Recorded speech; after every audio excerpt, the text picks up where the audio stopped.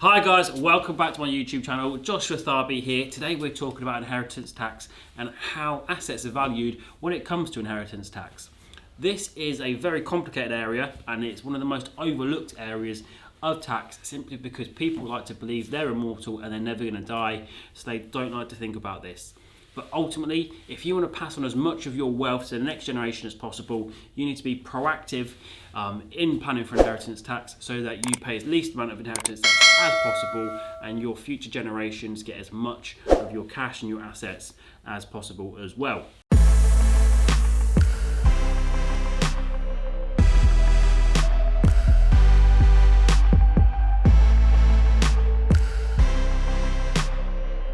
So we've had a question come in and it's broadly about where they've given their particular circumstances and their mother has left them a share of their house, and how is this treated for inheritance tax purposes? Do they also have to pay capital gains tax on this, as they know that when you're given an asset, market value disposal, so there could be capital gains tax to pay. So the first thing to go through is how are properties valued for inheritance tax purposes? Now, the most important thing here is the value as at the date of death, or it's also known as the probate value. So if that share of the property was worth £100,000, that is crystallised, that's locked in, that's the value for inheritance tax purposes. So when it comes to calculating their chargeable estate and how much inheritance tax there might be to pay, it's at £100,000 market value as at the date of death that is relevant there. And the good news is that there's no capital gains tax to pay on that at all. So with capital gains tax, it doesn't apply where there's an inheritance tax charge at the same time. So you don't get taxed twice, which is absolutely great news. And then this leads to a fantastic planning opportunity in that married couples, because married couples, for inheritance tax purposes, they get a tax-free uplift. Okay, so you've got Bob and Frida. What happened is they've both got substantial assets, but they're both married, UK resident, domiciled, all of that kind of stuff. Bob passes and leaves £1 million worth of assets to Frida. And what actually happens is Bob doesn't pay any tax on those. They might have cost him £100,000 to £200,000. If he were to give them away, there'd be a massive capital gains tax bill on that likely. He gives that to Frida and she gets it at the probate value, so the value as at his death. Then she can give them away to the future generations. So by doing that, you get that free inheritance tax uplift. And then Frida, although usually when she'd give them away, there'd be a market value capital gains tax charge. But in this case, Frida's deemed cost of acquisition is the market value, or market value as at the date of death, or the probate value. So that £1 million worth of assets, she can then give away to their children, to their grandchildren, put into a trust. And as a result of this, there'd be no capital gains tax to pay, providing she does it in a quick enough amount of time before they actually go up in value and there's no capital increases in the property values or gains and things along those lines.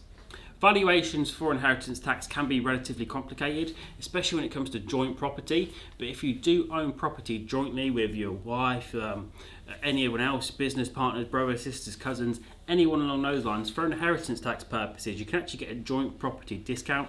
You need to agree with HMRC, but it tends to be between 5 and 15% of the property value.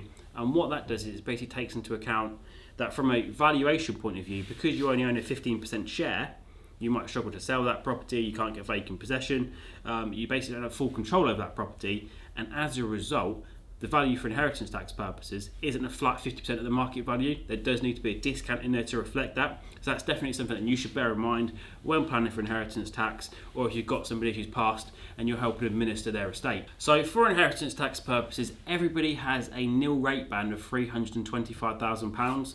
That means as long as your net assets do not exceed this amount, you won't have any inheritance tax to pay. Amounts over and above this are taxed at 40%, so it's incredibly steep.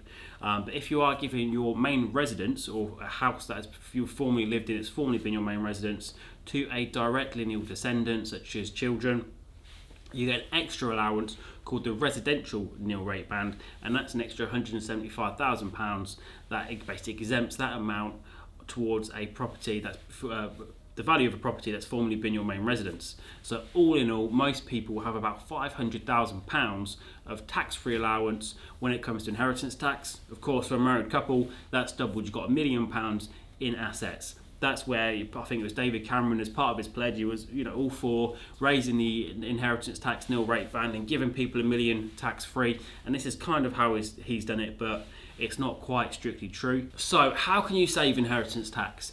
Well, each year you can give assets away. The best way for you to not pay inheritance tax is basically do not own anything when it comes to your death. So if you can plan ahead, you've got your crystal ball, you know that you're going to die in 2034, you can plan around that and start to give assets away so your net estate falls under that £500,000, including your nil rate band and your residential nil rate band allowance, then as a result there shouldn't be any inheritance tax to pay. So you can do this in many ways. So you've got £3,000 per year inheritance tax annual allowance, so you can give assets up to this value away without there being any inheritance tax problems. And on top of this, you can make potentially exempt transfers. So for inheritance tax purposes, if you were to give your son, for instance, £100,000, this would be a potentially exempt transfer. And what this means is that if you live for the next 7 years, there's no inheritance tax to pay. If you die within those 7 years, there will be tax to pay, and it depends exactly on where you die, what time you die within those 7 year period, how much tax there is to pay. If you live for more than 3 years but less than 7, you'll benefit from an inheritance tax relief called taper relief, and what this gradually does is it reduces down from that 40% rate, which would be payable if you died before that 3 year period started, all the way down by 20% per year up until year 7, and it basically reduces that down, so it'd be 40%, 32%, 24%, then gradually decreases like that up until you've survived more than 7 years, and then it's tax free. So that's a fantastic way to give assets away, especially ones where there's no capital gains tax. With property investment, it's a little bit more complicated, because if you give an investment property away, that's a disposal for capital gains tax, which means there's a capital gains tax bill likely to arise, but cash is non-chargeable, so you can give that away and you've just got to survive 7 years. Other ways you could potentially save inheritance tax, you could give gifts out of your regular income. So if you've got £100,000 worth of income, you can give gifts. They need to be routine in nature. So if you're paying for your children's school fees or your grandchildren's school fees, you can do this. And as long as it's not coming from your savings, it's coming from your income, and it doesn't disrupt your regular pattern of living, you can do this and it's tax free. Even if over 5 to 10 years you might be £100,000 worth of wealth that you've passed outside of your estate to pay for your grandchildren's school fees, this is classified as gifts out of regular income, which means it doesn't get taken into account for inheritance tax purposes. Other potential ways to save inheritance tax are by giving donations to charity and national political organisations. These are exempt for inheritance tax purposes, meaning that if you give £100,000 to them, they do not pay any inheritance tax on it.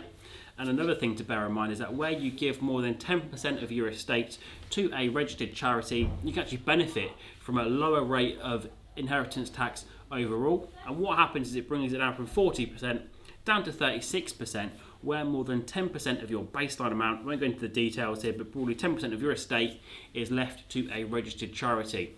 So for people that are going to make charitable donations anyway, it can certainly pay from a tax point of view to make sure it's at least that 10% mark that's been hit. Your legal advisors and your accountant will be able to help you set this up, so they can put formula clauses in your will, for instance, to say that at least 10% of the baseline amount as calculated under IHT 1984, all of those T's and C's and all that good stuff can be put in there, but ultimately you'll need your professional advisors to go through your circumstances and help you with that. Other ways to potentially reduce your inheritance tax liability are to consider using trusts. So what trusts do, depending on exactly the type, you've got those different types of trusts, but discretionary trust, where you put money into a discretionary trust, that usually sits outside of your estate unless you've got the right to benefit from it and it's a settler interested trust, in which case it's usually classed as a gift with reservation of benefit, meaning that it's still taken into your estate from a tax point of view, so you do want to avoid that. Of course, do not set these kind of things up yourself. Invest in the best specialist, because this stuff is really complicated. But where you put money into a trust, it does fall outside of your estate. So if you put £1 million into a discretionary trust in favour of your great-grandchildren, anything on those lines, that does fall outside of your estate, meaning that providing you live long enough that it's fully exempt, there's no additional tax due. That's a fantastic way to put money outside of your estate and save inheritance tax. This has been a real quick whistle-stop tour of inheritance tax. We've briefly touched on a lot of topics there. So if you do want to dig deeper into those, if I've given you something that I think, yeah, that sounds interesting, speak to JSM partners about it, speak to your professional advisors about it, and see how you can get your business affairs set up in the most tax efficient way possible. If you find this video useful, please do give it a thumbs up and tap that like button, comment and subscribe, all of that kind of stuff, so I know you guys are actually watching this video. I'm not just talking to myself, and I know to keep doing more. Have a great day.